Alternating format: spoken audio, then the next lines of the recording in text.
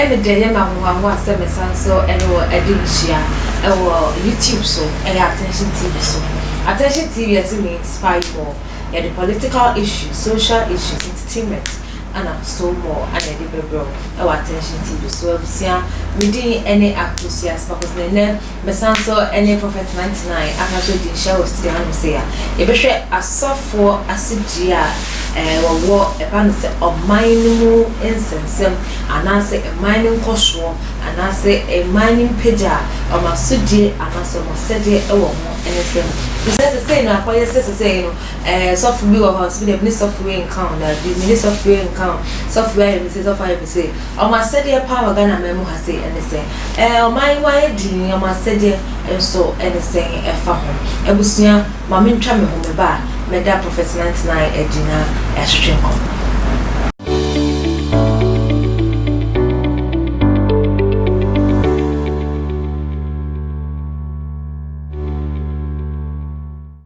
Meda sister unya bread chema mutwa no so ma pre edi epaye debut ene akusia sparkles na make how say one of some as na ene University Foundation aye foundation odi no wase one won bi mo pro wata kan pa cho wa we akonam ane ko a wo pe foundation bi aso one asen pa cho for when you should be a University Foundation on pe ene obi abetimi de we ato no so a bibia wo pesa wo de ma ejanka na mo pro we busia wo bia and the Amabia ID. Friend, I was 054830298 number straight and come on. I want them, so I was in Sabacan, and now it is all watching. Should be a fan your mouth as I would demand anyone. Much to come on at the upper when Mensa Akan as minister of Prophet 99 Eddie Shimu, our attention TV studios. You ever share as a software work on a say, or my Suji and a sing Emma on my Ghana. Yanko, na yanemo emotion. Prophet ma papa. I just saw by the same. Passion, you say yes. Oh, it's to Daruma. Okay. Now to yes, same come to share na say am saw. Asudie kasa asudie kra na eno energy. Asudie se sense sofo obi to no say asudie da medo. Pasedia kyerɛ sɛ ɔyɛ sɔfo wɔ man no mu na ɔte no mu na ɛne ne wɛ anya sa na pɛ sɛ ɔkyerɛ. Thank you mama di kan chia ya na asante hene ana chia principal yi fi gwachi ana chia ku fata hutus ana chia ba kasa no ha nyina ya me kam nyina mo sɛ as a pastor as a software and one pastor. You were pastor and you were prophet. Okay. Na and you were evangelist. Yen nyina no ye gyina ho e wo hunem e manya kopon. Ye nya kopon. Ye nipa. Ye nya jinkwa, ye nya Kristo, ye nipa. By I said any say ye gyina ho e wo nemu say ye be kire nipa kwan say nipa betwe ho fi bone ho na nipa be hu Kristo na edi ne ho adanse no be de Kristo n'echi na say o wo man mu a o man na oti mu no ye ka say ye kum a evangelist pastor no o mo adwuma ye different odifo adwuma e different. Ena calling na buy no friend na buy no obiara wo ko nyame fa so ye den e de frɛ no obiara ne de ena obiara na adoma kyɛ de Nyankopɔ ye den e de ma no. Okay. Obi so evangelist but evangelist aduma na oye no onim the left and right e wo aduma na oye no mu as evangelist de o step up on team o ko twa kra eba nyame fie unye pastor okay tieni unye pastor evangelist unye pastor evangelist nkoko fa foforo no ko kan sempa o ko bo nyame hu dawru o si so ndata na o si so o ka nyame sem no na ye njiudi eti afia so ko nyame ho dawro eti omo na mo gina ahomachi bia omo na mo nam dan echi na market na mabontin en gina ka mu e bo nyame ho dawro so mo twe akra ba nyame fie okay eti omo evangelist no mo no na say gift and adom no enyi woni mu ba na say okosunya de kakra e fa ka evangelist ejuma no mo etu be fi evangelist no ba pastor okay it is to fi evangelist mo a oba pastor ana pastor no so no pastor ne ochire ni a as a teacher no ja classroom a ochire kwala de what you say eti ono no a ochire wade ochire papa de bone say ade a me chire we Kristo echi wade nya de we Kristo say do yonko say wonua do yonko say wo ho what you say men you be bone obi e bone afa che no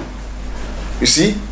enti a pastor duma o we no te say o kire ne ye wo bible mu enu ane wo hune mu papa bone papa na wo bible mu no bone na papa nya bible di ho adase no enu ane wo hune mu enti fi hune mu na ye kiro ehu story egu bible mu na ye sunya you see enti pastor bia gina ho for say o kire kwan no se na be Kristo ni bia na se wiase ni bia be hu papa ne bone ne we hu ko be fa so be twum afi bone ho na be di Kristo chi thank you na ye ka odifo bia ketete no odifo bia no oti elders pastors omachi pulpit na chi no pulpit no so no o hihye pastors no hihye elders na dikifo na odifo no wo mu no ono tromachi adentia because of say odifo bia ne nipa ono nyame ekasa oti nyame ne owohie ntesa no bia ntena nche and yes omo de omo ti akire you see omo mu ti akire because o ti akire owani it is obi rather no ohwe no owohie eti mu nyina no mu ti nanim say ya ono na ohwe ne ekoso susum no ono na oti awade ne ono na awade bi nani a ohun ne eko ewo susum a ohun physical ohun na mu eti ono ti akire a ohun ne eko eti na titi no do difka adifofo no community asore omo ko big picture say apostolic ni Pentecost ni praise was if nyina odifo bia not popitachi esa da tie two sema ma church mu nyina kire wa wie no say ye kasi ye ka evangelist pastor prophet no ade mi esa we sa pope ni bishop ni bishop o nyina eyedin apostle nyina eyede ya ene de eyedin ba ye ka omo mo twi akra ma Kristo pa no evangelist, a pastor and prophet. Thank you. Corona ultimo no nipa betima ka koro hintasem odifo. Okay. Odifo bia no yakopo yi oman ni hintasem kire no. What I say? Eto odifo bia so man beto sin, oman be peja, oman be beto nsuom, oman be break it down. Ni nyina no odifo papa wo man no mu a ono ne rade be yi ni hintasem de a kire say eh oman na mutimo no kwaka kire ekufado, kwaka kire asante hini, kwaka kire gamanche, kwaka kire ohini we say oman na mutimo no oman no me nyankopon mebufu hyiwe dem e bo oman no so because to trasem na ekoso oman no mo no erade so mpe nyame yi sa hintasem enche pastor nyame yi sa hintasem enche evangelist bobe yi achi obi oyi odifo out erade ne eti aso odifo bi eso mo waso ebe erade se na erade kasa obeti because obusa make prophecy and nyame so make prophecy but when you very careful prophecy too ba be hia ebe hia na wan gira wo nanso anti ni yi a obako mo wrong prophecy etu fa ho na amemu a na da me say wonti erade ni yi na nipa kra bu so ye difo atro yes etu odifo bia no so we very very very very sharp na wa adwene ye quiet careful because na be ya erade no kasa obeti ene ni yi what I say na oman na yetimu no one yemfo buo ma asofofo samu yemfo buo ma adifofo because oman we say oman ya pass on the pound ti oman ya mesuman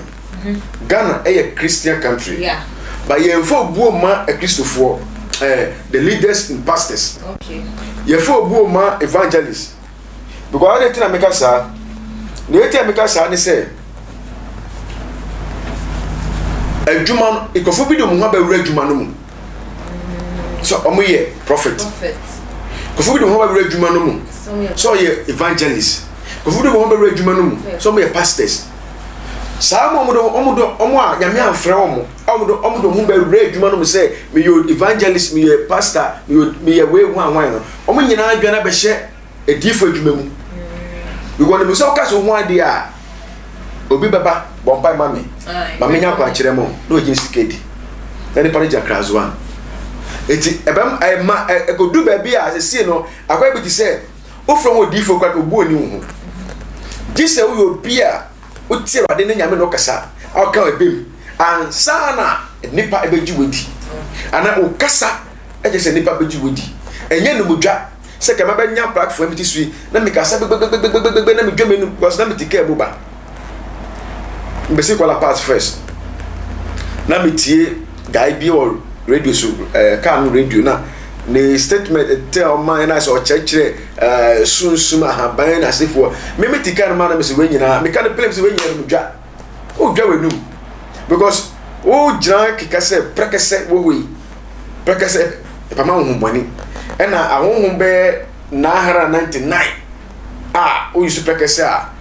sa ahonhom ebeben wu ahunmu no we de hu ahunmu nara 99 so when o we de beni eye no mudwa listen eye no mudwa ena be ka se unye odifo a don't go there first na confirm the train radio so na mo ka sunsun asem se si aso fo na ya ba no ye anya me fe genuine no ye kire ahunmu na ase ahunbone ye kire o mase me mi so hu bia because I don't man ko sere ena man ko difi amagoja adom na fi baby nyame na de maame na me bobebo ana don bae eti me kire sunsun ase se na me ko timase thank you eti odifo papa bi o man no bia odifo na timi point ohene okay odifo o point ohene bagana hali antisa o da bi se ko ba do mo e wo ho ba ye ba hu nemu a ka se ka timi ye djuma ba ena mo se ye fo buo ma edifofo ena ye trust edifofo ena sa hini be fia esi na hini na ba no se ska ni fia o bonso obi di sika beto hini ni ko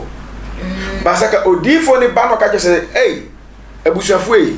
nyakopo se mo fa ni pass maso we ndi ade o di ni be di ade a on fropo okay sa ni pa no on fropo so fropo kra na when am say nyame na point ni ti no oya ofropo a obehu ni form so no aba back no apa yakopo chem onye hu no so ogiri form so no patch pa na nyame de body ide ache no ana so onye hu form so no oye ni ya odifo na akopa no tuma say yese fa na dia de so odifo na basa akopa akaka che say wa fum yakopon obaka say me say de see what is nyame be fa kon bi so na wo bu ni bako ni be nya bu ni ba o toro say na sadi we de ene onipa ya sadi we de nya ase ka ekunu no say ye wa ko say ye wa fa so di sa ne ohini no ba ko se de makoso esi wo bible mu David esi wo le so okay o ti ase o ba ko su mo dem mu no afsere ba fa che e wo Kristo chen no ade de bone ye de a che no but enne no o ma na ye wo mu no ayi fofo o mu nam bosom so politicians ekonya na mo pre o mu nam bosom so eti ebeye den na wo difo no wo ko bompai ma na obeji wo di se wo pai bo ne ma me be di ade ebeye den this is not the problem ni na say o mai na kasa ni yembu asofofo yemu ye kenya sa hashi bebebe ya yekomi akeso yes yemu asofofo ana yemu edifofo because na me say ebinu de mo ba wure mu a o ma da no mu pateku so mo ye evangelist o mo ye prophet o mo ye hu fanisen odi pastors eti ama obuo no eti akofom because sa akofo no o mo de adwuma e be ye business you see o mo de adwuma e be ye business eti ama adwuma no obuo na ewo mu no e kofom one debi am kama sabi say so bompa ma politician obi je say ku for the mahama kedu baby a kedu kwase bompa e ma omo oh yeah because who bompa make father so win seat no o bompa mama hama so win seat no ono nso a waba o jese sofo bompa ma me na me win na me ni win a ma beda wase no oye fu che na no sa akọ de bosom so ono bu ko fa so me win election eti wo pa na wo no kwa na o kase wo na wo bompa ma na win election no kwa o ye kolo ewo na ne so ono no baby o ko gi ni power fi on to say or the software kata baby or the okoji ni power. That's the point. I say software okoji bosoma or the